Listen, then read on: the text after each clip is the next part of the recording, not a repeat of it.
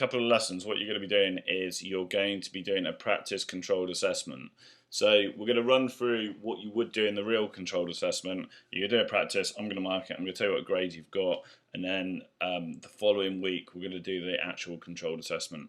So the controlled assessment that you are going to do is you're going to analyse the front cover of 2 popular magazines.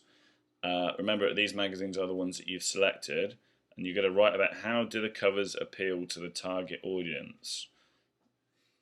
So, what you must include in 500 to 600 words is the following. A statement about the target audience. So who is the target audience? Who are they? What are their ages? What are their genders? You must tell me the key elements of the magazines and how they appeal to the audience. So, there's no point putting there is a masthead here, for example. You must put the masthead here. It contains information about the magazine. This appeals to the audience because, and I'm going to show you an example in a second. You must tell me about the codes and conventions and how they appeal to the audience. You must tell me about the representations within the magazine cover and how that appeals to the audience. Remember, you need to give a point, you need to give some evidence, and you need to give a summary, and you need to link all the points to the target audience. The key things that you need to make sure you talk about on this are things like colour, font, the design, the layout, the denotations, the connotations, key elements including masthead, barcodes, date line and prices, cover lines, images, selling line, flash for representation, verbal and non-verbal communication, and writing styles and techniques like puns, etc., etc. So let's just have a look at an example.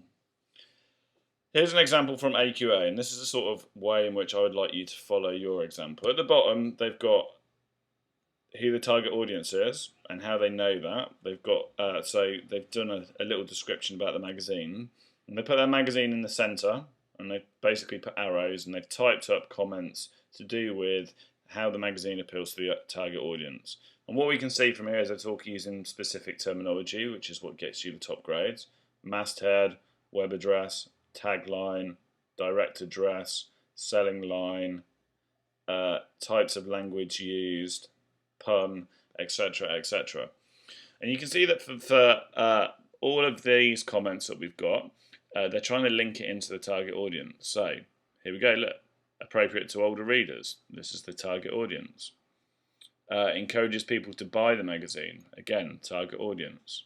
Is more personal and appealing to the reader. Again, target audience. So, you need to make sure that everything that you talk about in your controlled assessment links to the target audience. Now, there's 2 ways to do this. You can either put the magazine on a bit of paper and draw boxes around it, or what you can do is you can type the boxes up on the computer, cut them out, print them out, and stick them down. It might actually be easier to do that because then you can use spelling and grammar check, etc., etc. So the ones that you're going to do are as follows. You're going to do Vibe magazine, you're going to do Enemy, and you're going to do Kerrang as the examples within the magazine, within the practice controlled assessment. Remember, you need a box about the target audience and who it is, how you know this, and using the key terminology that we've covered in class, how these various elements on this cover appeal to the target audience. So let's just have a look at the mark scheme so you can see where the marks come from.